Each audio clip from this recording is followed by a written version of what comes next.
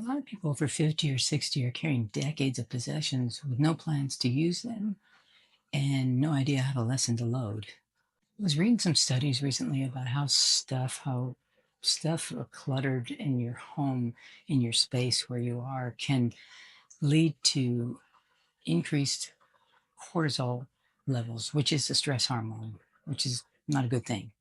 And if you're like I was, even though you wanted to declutter, the task was so overwhelming that it's like, where do I even begin?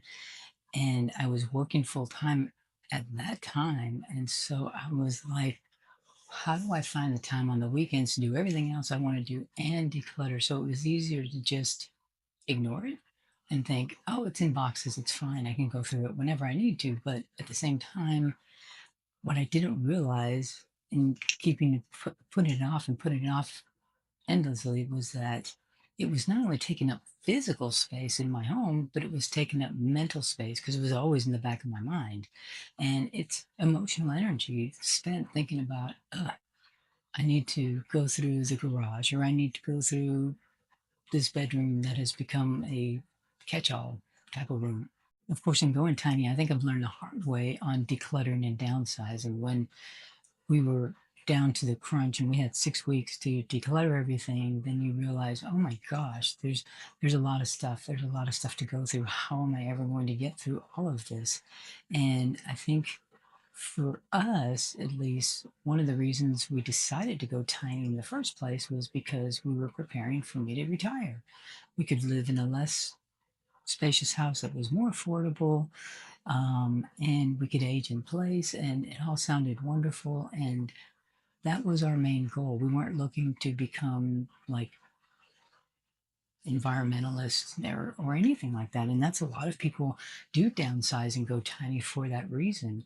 And I admire it, but honestly, that was not our first initial thought. Our first initial thought was we were going to go tiny because I needed to retire. We needed an affordable place. We needed a fixed price mortgage or whatever until we could pay it off. And so that was our initial thought on the whole process. And then as we were going through the whole process of downsizing and getting rid of, not getting rid of things, but donating a lot of things, and found ourselves thinking, what we're doing is actually looking to have a minimalist lifestyle, which is not something that we initially thought started out as. But then as we got into it, it was like, oh, this is what we're doing.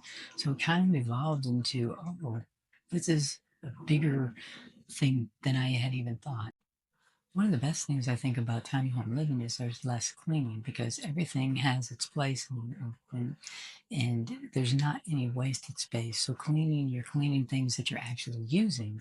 When we were in a larger space, I had to clean those things even though I wasn't using them every day. And sometimes I hadn't used them for years and they would just sit there for years, but they still were taking up space. And if they're taking up space somewhere in my home, I have to clean it because it's going to collect dust. So it was kind of a waste of time to have to do that, but it still needed to be done.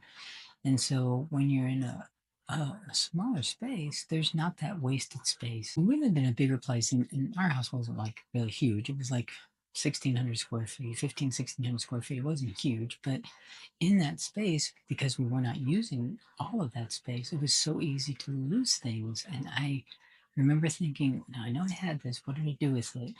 And I couldn't find it. And we were always constantly doing that. When you're in a tiny home, since there's less stuff managing those things, you don't lose it. And if you lose it, it didn't go very far because you're because you're in a tiny home. You know the spaces that you have for storage. You know all of those places, and so you're looking for those things, and it's easier to find. When we were in a bigger house, I remember there were times when I couldn't find something I just bought, and then I go and buy it again, which is completely ridiculous. And then, of course, we'd be moving things, and then I'd find the original thing that I lost, and so it was just.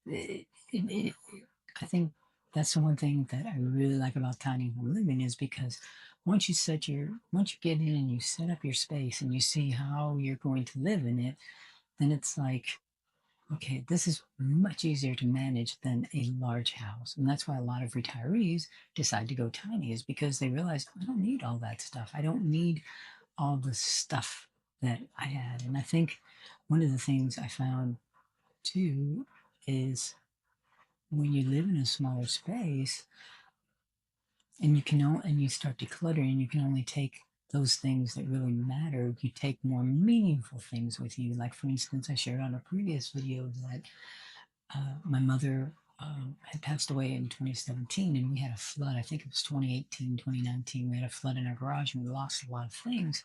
I thought I had lost my mom's ceramics. And as we were decluttering and I was going through the garage, I found the new garage that wasn't flooded. I found my mom's ceramics. And I remember I was so excited to find them, and I cried when I saw them, and was able to take those pieces with us. So those are meaningful things that I can take and display them and see them in my new home, that they were in a box in a garage for years where I was living prior. So, and then thinking that, oh, they were lost in the flood when they actually were with me the whole time. And of course, less home means less financial stress, of course. We bought our home for under 80K, and then all we have is we have our lot space, and then all we have is our um, electric, which is, $40 to $60 a month for our electric. We don't pay anything else. We don't pay water, sewage, or gas. So we were paying probably $600 a month, and $700 a month alone in utilities at our previous home. So that in itself is a huge savings, and you can count on that to be what it is every month. I mean, it's going to be lower because you're only cooling or heating a very small space. And so that is a real plus, to get an electricity bill that is so much less than you would pay in a traditional home, and what we paid in a traditional home. One of the things that I have found in decluttering, moving tiny, and having less stuff, it seems like the less clutter equals more peace. That's what I found. The house feels calmer.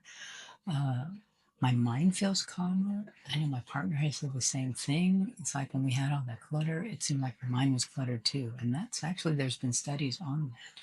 And it's not like we were hoarders or anything or anything like that, but we just had a lot of stuff that we had collected over the years, like most people do our age, and we weren't using them, but we just kept carrying them around.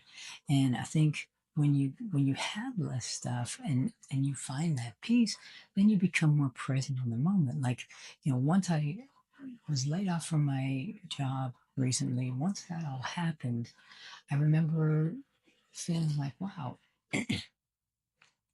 I can really appreciate the trees, how green they are. I can hear the birds. I can feel the peace. Whereas before, I was still in that, that go mode, and of work, work, work, work, work. And then when that was finished and we were actually in our tiny home, it made I was able to really get into that present moment. Um, I think that is all for now on this video. I will um, thank you for stopping by. My name is Terry, and thanks for stopping by the Inner Point. Please like, subscribe, leave me some comments, and we'll talk there. And I guess I will see you on the next video. Bye for now.